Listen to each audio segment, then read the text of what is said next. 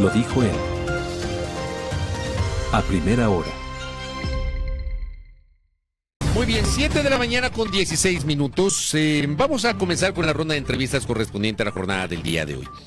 Dentro de la serie de señalamientos que se han generado en las últimas semanas, a partir de, todo esto tiene una génesis, que fue la denuncia del juez Carlos Serrano, que fue visibilizada por el jurista Felipe Rodríguez a través de una columna en el portal Primicias. Ese es el detonante de todo lo que estamos viviendo ahora mismo, que provocó que ayer se genere la comparecencia del doctor Mario Godoy.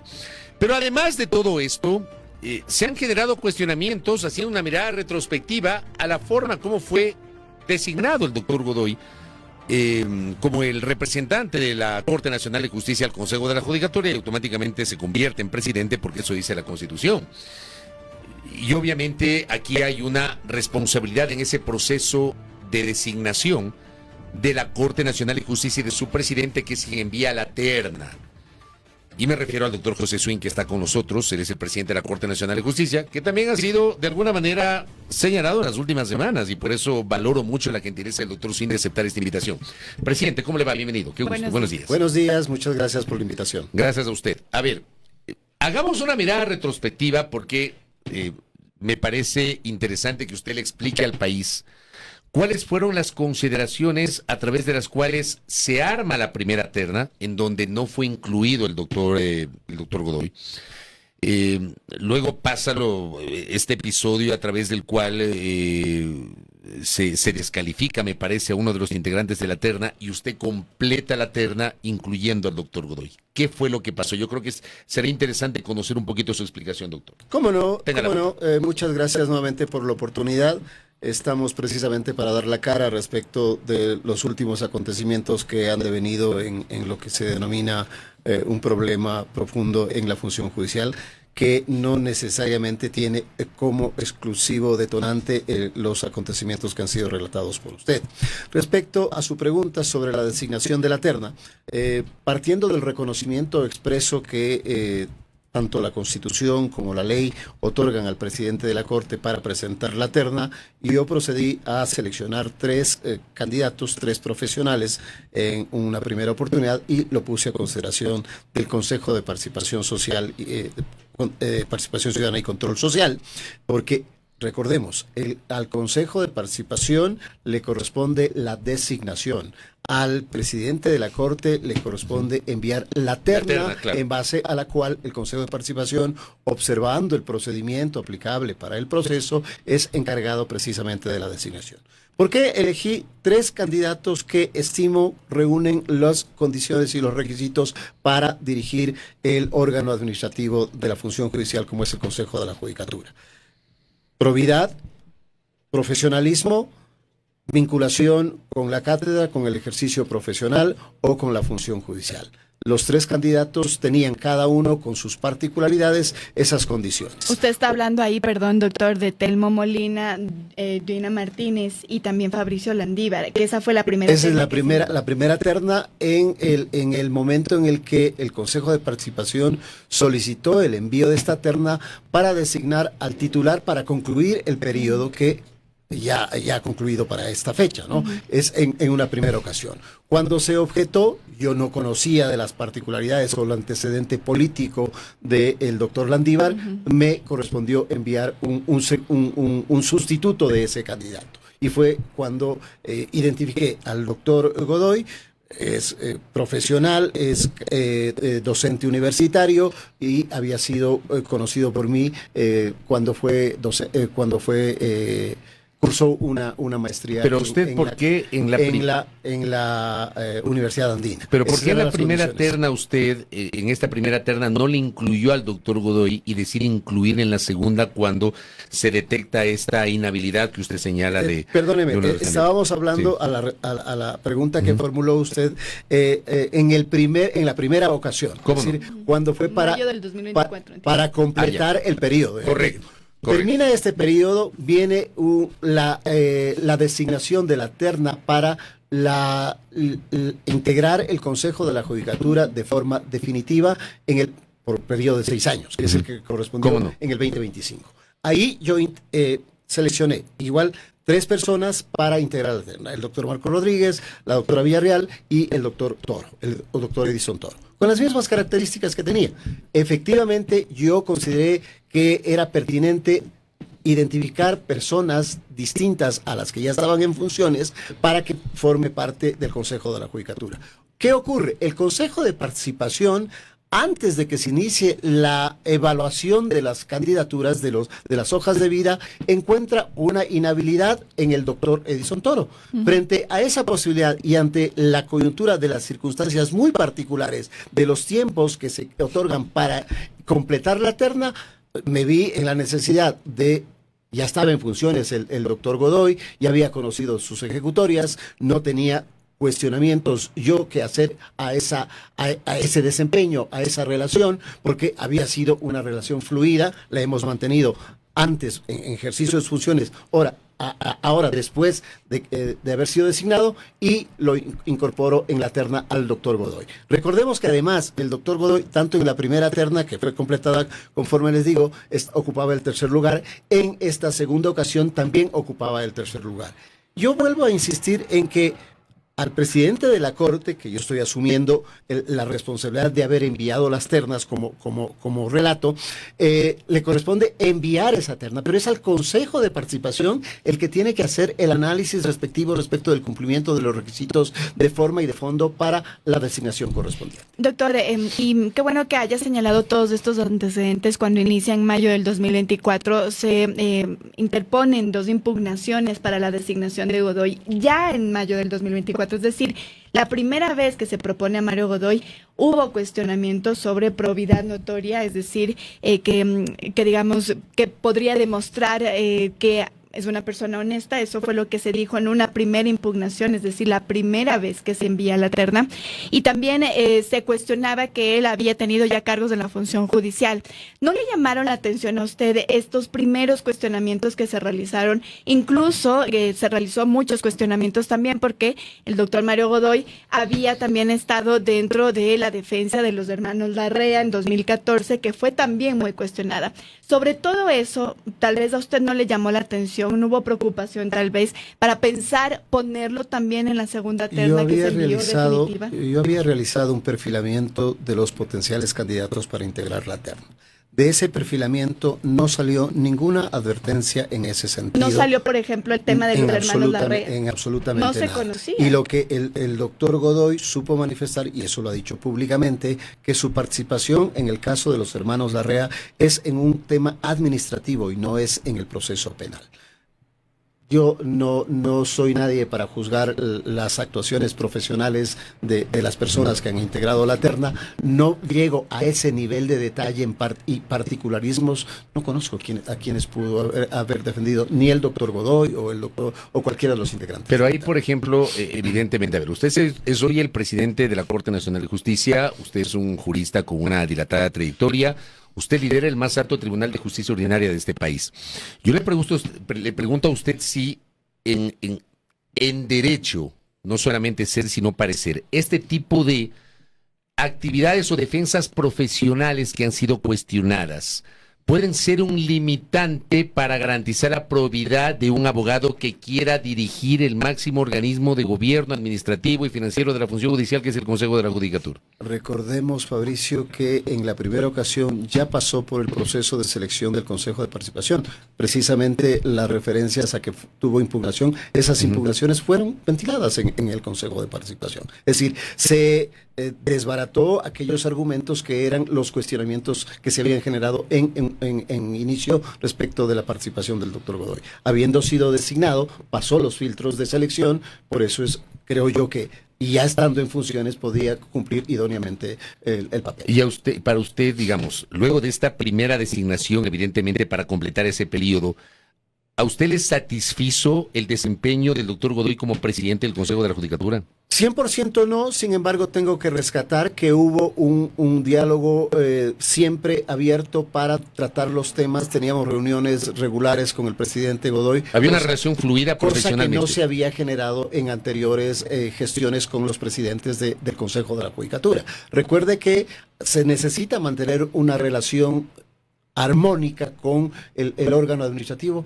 porque dependemos en 100% del funcionamiento de la Corte Nacional de Justicia y de la función judicial depende del Consejo de la Judicatura, porque eso nos da el modelo, porque el Consejo de la Judicatura es el órgano de gobierno de la función judicial, así lo dice la Constitución de la República, y muy probablemente ese es uno de los temas estructurales que hay que considerar para plantear soluciones a estos conflictos de la Administración de Justicia. Doctor, usted ha sido muy cauto, digamos, en este tema, ¿verdad? Hace, digamos, ya casi es un mes en donde hemos conversado de Mario Godoy y de lo que ha ocurrido, y esto después de la publicación que hizo el abogado Felipe Rodríguez en esta columna de Primicias. ¿Qué opinión le merita a usted todo lo que está ocurriendo? Pero no solo este caso, sino también incluso desde cuando se le cuestionó al doctor Godoy, que presuntamente había tenido presiones, por ejemplo, con la jueza Nubia Vera, y luego ahora este escándalo nuevamente que estalla. ¿Qué impresiones a usted le ha dejado aquello? Mire, yo he actuado con la debida cautela, no me he declarado loco, ni mucho menos como aparentemente se pretende hacer creer. Mi silencio frente a esta última ola de relatos que se han ido generando en torno a la participación del doctor Godoy, preferí y esperé, ya se había convocado por parte de la Asamblea su comparecencia, escuchar, a ver qué dice, cuál es su punto de vista. ¿En el contexto de qué? En el contexto de que uno como hombre de derecho lo que tiene que observar y respetar es el debido proceso, el derecho de defensa y el principio de inocencia de las personas. Y el doctor Godoy, como cualquier otra persona, al igual que el doctor Serrano también, le cubre precisamente estas garantías constitucionales. Yo he sido respetuoso de aquello, he querido escuchar cuál es la versión del doctor Godoy. Obviamente es mi preocupación, se lo he manifestado a él, la preocupación en torno a aquello. De la participación del día de ayer podemos tener lecturas y lecturas, creo yo. ¿Cuál es la suya? La mía es que creo que generó unos elementos que nos lleva a decir, esto está judicializado, le corresponde al órgano respectivo, a la Fiscalía, si es que encuentra méritos para iniciar procesos penales, los va a iniciar, que si es que la propia Asamblea encuentra méritos para un enjuiciamiento político, ese es su juez natural del presidente del Consejo de la Judicatura. Yo espero y aspiraría que se ventile en esos canales institucionales. ¿Pero usted le satisfizo la explicación del doctor Godoy del día de ayer? En cuanto a ciertos señalamientos, sí. En cuanto al tema de fondo, creo yo que posiblemente pudo haber dicho algo más, que es lo que ha pasado con la denuncia que se generó en torno al tema del doctor Serrano. ¿Qué es lo de fondo para usted? Eso es lo de fondo. Para mí ese es un tema importante. Temas de fondo son temas estructurales, como ya lo había comentado previamente, pero en el detonante de este último conflicto que involucra al Consejo de la Judicatura, sí es el doctor Serrano. Y yo quiero recordar a la opinión pública que yo, como presidente de la Corte, expresé mi respaldo irrestricto al doctor Serrano en tanto se respete un elemento básico de la Administración de Justicia, que es la independencia y la autonomía en el ejercicio jurisdiccional. Y yo creo que eso es un punto trascendente en este conflicto. ¿Qué cree usted que ahora debe pasar? Hemos escuchado a muchos analistas, de expertos e incluso al presidente de la República, Daniel Noboa, sugerir que Mario Godoy debería renunciar al Consejo de la Judicatura. ¿Para usted debería renunciar? Creo yo, lo acabo de decir, lo voy a reiterar, creo yo que se debe respetar el debido proceso. Creo que a la Asamblea le corresponde instrumentar el juicio político y luego de aquello será la misma Asamblea la que determine su nivel de responsabilidad. Recordemos Pero sobre la decisión tal vez de Mario Godoy específicamente de renunciar o no al cargo. No puedo tomar decisiones personales, eso es un tema que le involucra estrictamente a él. Pero usted no está en la línea de que el doctor Godoy debe renunciar, ¿usted apoya que él se mantenga en el cargo?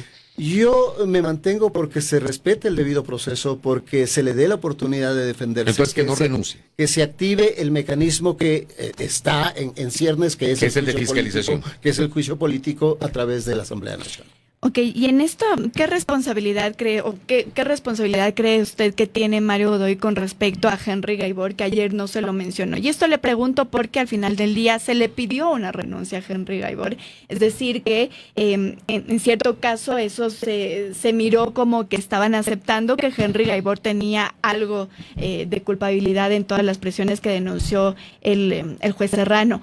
¿Usted cree que ahí también habría una responsabilidad de Mario Godoy respecto de lo que habría hecho Henry Gaibor? Ese es un tema administrativo que le corresponde al Consejo de la Judicatura. La designación de autoridades de ese nivel, de directores provinciales, entiendo, le corresponde al Pleno del Consejo de la Judicatura. Es decir, que el Consejo de la Judicatura pidió la renuncia, aceptó la renuncia. Además, hay que recordar que parte de consecuencia de aquello es que el Consejo dispuso el inicio de un sumario en contra de esa persona. Yo creo que está canalizando por los medios que corresponden. ¿Usted cómo asume las referencias y las denuncias del juez anticorrupción Carlos Serrano? ¿Qué es lo que desata toda esta controversia? Con preocupación, y por eso es que yo he manifestado públicamente mi respaldo y el respeto y reclamar el respeto a la independencia de la Administración de Justicia. ¿Usted tenía conocimiento de estas preocupaciones del doctor Carlos Serrano? No. Lo conocí públicamente como lo han conocido ustedes. ¿Usted se entera el momento que publica Felipe Rodríguez? Felipe Rodríguez hace pública su opinión. Y luego de que se genere esta publicación en el ámbito de sus competencias, porque obviamente usted no tiene competencias administrativas, su competencia es otra, pero al final del día usted es el presidente de la Corte Nacional de Justicia. Cuando lee esa columna con esta denuncia, ¿usted qué hizo? O sea, ¿cuál fue su actuación en ese momento? Es precisamente el diálogo con el presidente del Consejo de preguntar cuál es la situación, y él manifestó que está preparando la respuesta, que es la que escuchamos el día de ayer en la Asamblea. ¿Usted de alguna manera ratifica su respaldo al doctor Godoy? Yo no diría que ratifico mi respaldo, yo diría que estoy pendiente de que se desarrolle y que se respete el debido proceso y que se encuentre la verdad en torno a los hechos que están siendo objeto de cuestionamiento. ¿Cómo cree usted entonces o cómo avisora, digamos, los siguientes meses dentro del sistema de justicia? Es decir, con todos estos escándalos que se han abierto, hay cuestionamientos del sistema de justicia. ¿Cómo entonces recuperar esa confianza con alguien que es tan cuestionado en la presidencia del Consejo de la Judicatura? El sistema de justicia tiene problemas, y tiene problemas estructurales. No solo creo yo personalmente que sea un tema de nombres exclusivamente. Si es que hoy está cuestionado el doctor Godoy, en el pasado fue cuestionado el doctor Terán y antes fue cuestionado algún otro integrante del Consejo de la Judicatura. Eso nos lleva a una constante de que el sistema de administración de justicia adolece problemas y problemas profundos. Esos problemas responden básicamente a un tema estructural que se estableció cuando la Constitución del 2008 estableció que el Consejo de la Judicatura es el órgano de gobierno de la función judicial. Y antes del 2008, ¿qué establecía la Constitución? Creo que ese es un problema. El Consejo de la Judicatura es un órgano administrativo. En el mundo, en donde se mantiene esta figura del Consejo de la Judicatura, es un órgano administrativo. El órgano administrativo es el órgano de soporte, de apoyo a la administración de justicia. No se puede invisibilizar la esencia de la función judicial, que es el administrador de justicia. ¿Quién es el corazón de la administración de justicia? Es el juez. Y eso es lo que no ha ocurrido desde el modelo del 2008. ¿Qué es lo que deberíamos hacer? Hablando de soluciones a los problemas profundos que tiene la Administración de Justicia, reconociendo la existencia de esos problemas profundos de la Administración de Justicia, un cambio en la estructura del sistema de la Administración de Justicia. Nos hace falta jueces a nivel de Corte Nacional de Justicia. Tenemos causas represadas en materia contenciosa administrativa y hay que buscar una solución. El gran problema que tenemos allá es que la solución pasa por una reforma constitucional, y una reforma constitucional deberá pasar todo el proceso. Eso claro. Significa que estamos hablando de no menos de unos 2 años. Pero parece que a nadie le interesa. No, puede ser menos. O sea, si se lo tramita por la vía de una reforma parcial, puede ser en 4 meses aprobada en la Asamblea y luego un referéndum ratificatorio.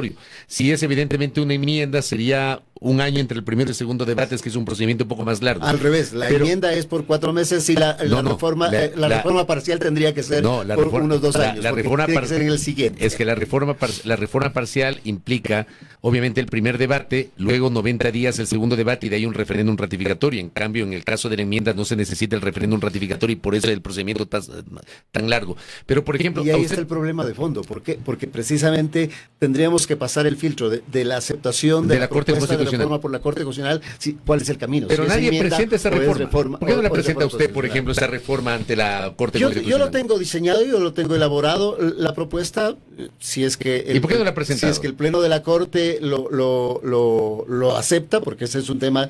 Yo me debo al Pleno de la Corte Nacional de Justicia. El Pleno de la Corte acepta que esa propuesta se la pase a la Asamblea, podríamos pasar. ¿Sabe por qué le digo esto? Porque además, lo que usted cita, digamos, de estos problemas que han venido ocurriendo, usted ha explicado que tiene que ver mucho el modelo, pero por ejemplo, después de la renuncia de María del Carmen Maldonado, tuvimos la polémica por su reemplazo, le encargaron al doctor Fausto Murillo, después el doctor Álvaro Román, después el doctor Wilman Terán, luego el doctor Mario Godoy, y ahora tenemos esta polémica. O sea, han sido desde el año 2022, me parece, si mal no recuerdo, 2019 que se eligió a la doctora Maldonado, pero tras la renuncia de la doctora Maldonado, han sido, me parece, 3 o 4 años sucesivos de una inestabilidad en el organismo de gobierno de la función judicial. Entonces, el Consejo de la Judicatura en pleno no llegó a terminar su periodo. Sus integrantes iniciales, recuerde usted. Es decir, esa fue la evaluación de la doctora Maldonado. Claro. Es evidente que el problema no está en uno o en otro nombre. El problema está en el fondo, en la estructura de lo que es el órgano administrativo de la función judicial. ¿Qué hacer a corto plazo? A corto plazo, pedir que los integrantes, porque tampoco es solo el doctor Mario Godoy, pedir a todos los integrantes del Consejo de la Judicatura que asuman con responsabilidad su rol y que pongan en marcha los procesos. ¿Qué procesos son trascendentes, esenciales en los momentos actuales? La selección de jueces nacionales, la selección de jueces constitucionales, la selección de jueces de segundo y de tercer nivel. Es que eso yo le decía, todos ellos son importantes porque ¿cómo hacerlo sin confianza? ¿Cómo hacerlo con todos estos cuestionamientos? ¿Cómo elegir a todos estos procesos? ¿Cómo iniciar los procesos sin la confianza de la ciudadanía? No perdamos la confianza en todos los integrantes del Consejo de la Judicatura. Recordemos que los integrantes del Consejo de la Judicatura son 5, no solo corresponde al doctor Mario Godoy. Pero el que ejecuta es el doctor Godoy en su condición de presidente. El director general, sobre todo. El representante que depende legal del presidente. el director general es el representante legal del Consejo de la Judicatura. Ahora, le pregunto a usted, digamos que llega a ocurrir que por alguna circunstancia, sea porque el doctor Godoy decide dar un paso al costado o sea porque se lleva adelante un juicio político que pueda desembocar en la censura de institución del doctor Godoy. Vamos a asumir que eso ocurre. Él tiene una suplente. Esa suplente, la doctora Alexandra Villasís, provino de su terna, la terna que usted como presidente de la Corte Nacional de Justicia envió al Consejo de Participación Ciudadana y Control Social.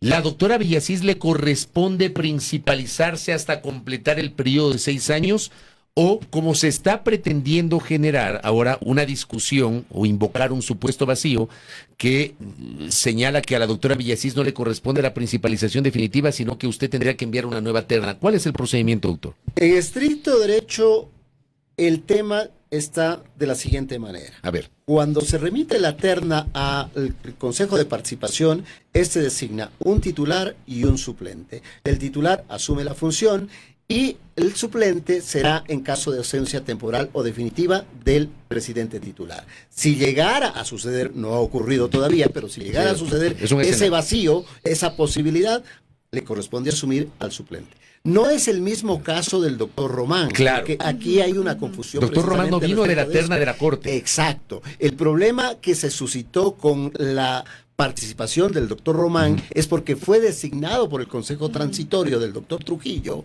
ante la falta de más integrantes de la terna que en ese entonces había remitido la Corte para la designación de titular. Claro, permítame interrumpirle ahí porque el Consejo había descartado a los dos primeros candidatos de la terna de la Corte y la tercera, la doctora Maldonado, y ya se quedaron sin candidato suplente. Y por eso designaron al doctor Román, que provenía de la terna de la Fiscalía. De la Fiscalía. Para que sea el suplente, pero con una situación muy particular. Como no era de la fuente de origen del suplente, que debía ser la Corte Nacional de Justicia, fue que se generó este entredicho con los integrantes de aquel entonces del Consejo de la Judicatura. Y tuvo que ser resuelto con una decisión de la Corte Constitucional señalando que al doctor Román le correspondía la suplencia porque efectivamente había sido designado para tal propósito, pero solo en condición de suplente. Y por eso hubo la necesidad de designar un nuevo titular del Consejo de la Judicatura que recayó en manos del doctor. Eso querría decir, perdón André, eso querría decir con esa explicación con la cual estoy completamente de acuerdo porque yo también he revisado la norma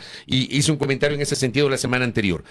La doctora Villasís tendría que principalizarse ante una eventual ausencia definitiva del presidente del Consejo de la Judicatura. Se principalizaría de forma definitiva y usted lo que tendría que hacer es enviar una nueva terna al Consejo para que se designe al suplente de la doctora Villasís. Así es, así es. En la eventualidad de que sucedan esos hechos, la doctora Villasís tiene que principalizarse y la Corte debería remitir a petición del Consejo de Participación una nueva terna para designar un suplente. Correcto. ¿Sí? Esa es la figura, un suplente. O sea, es decir, usted lo reitera y lo ratifica, no hay ningún vacío ahí. La para norma mí no está hay ningún, clarísima. para mí no hay ningún vacío en torno al tema. Oiga, le voy a leer un mensaje que me escriben, tal cual, me dicen, la posición del presidente de la Corte no es propia del representante de la Corte Nacional, no cuestionar y quedarse en el lugar común del debido proceso, obviando el carácter moral de su representación como presidente del máximo órgano de justicia, deja mucho que desear. Este cuestionamiento de una de las personas que me escribe en este momento va de la mano con que no sienten que usted tiene un pronunciamiento contundente respecto al doctor Godoy. ¿Qué responde usted, doctor? La contundencia para mí es, yo me debo a un Estado de Derecho. El Estado de Derecho, la esencia del Estado de Derecho es el debido proceso. Creo que ya está sometido, y lo he dicho con suficiencia, ya está sometido el cuestionamiento del doctor Godoy a su instancia respectiva, que es la Asamblea. Dejemos que la Asamblea sea la que resuelva su situación jurídica. Usted está en una posición incómoda en este momento, doctor, por este tema. Incómoda no, yo creo que he cumplido con mi deber, yo creo que le di al país las opciones que tenía para, en ese momento, de quienes aceptaron integrar la terna. Hay que recordar un tema.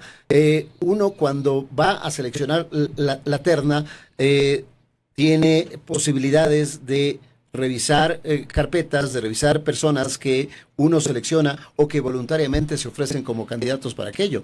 Y no es una tarea fácil, tengo que decirlo, porque habrán personas que teniendo un perfil excelente, simplemente dicen, no, muchas gracias, no quiero formar parte de siquiera de la terna. Entonces, es un proceso complejo. Eso ¿A usted alguien le recomendó que fuera la terna Mario Godoy? No, ninguna persona. Fue una decisión personal suya. Es decisión personal y yo la asumo como mi responsabilidad de aquello.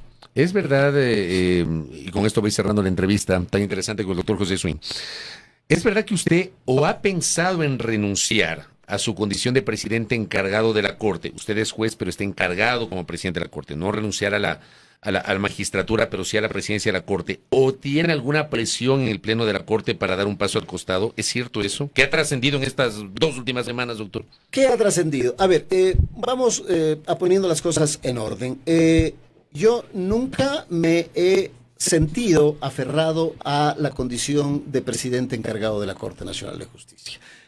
Mi encargo obedece a una decisión del Pleno de esta Corte Nacional de Justicia. Y si el Pleno el día de mañana me dice, vamos a cambiar de encargo, necesitamos refrescar ese encargo en manos de otra persona, pues es decisión del Pleno para hacerlo. Presentar una renuncia significaría que yo he cometido errores.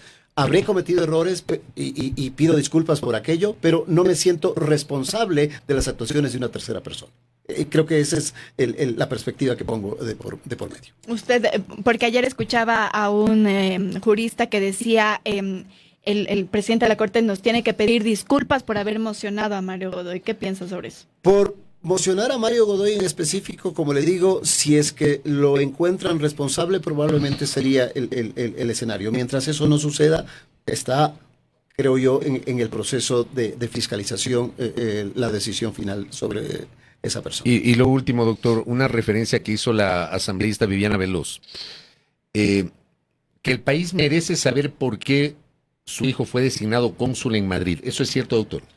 Mi hijo está cumpliendo una función no de cónsul, sino de tercer secretario en el consulado en Madrid, pero no responde de ninguna manera a un favor político, ni mucho menos. ¿No fue una designación política? Si revisan, una designación política, pero no un favor político, que hay que marcar una diferencia entre lo uno y lo otro. Si revisan los tiempos, no responde ni siquiera a la primera designación del doctor Godoy, ni al envío de la segunda terna. No tiene nada que ver lo uno con lo otro. En absoluto. ¿Cuáles son las credenciales que tiene su hijo para ocupar ese cargo en Madrid? Eso habría que preguntar al órgano nominador, que es la Cancillería. Yo no conozco los pormenores y particularidades pero digo, de esa designación. él es un profesional. Él es un profesional, de hecho estuvo está residiendo en España por estudios en Barcelona.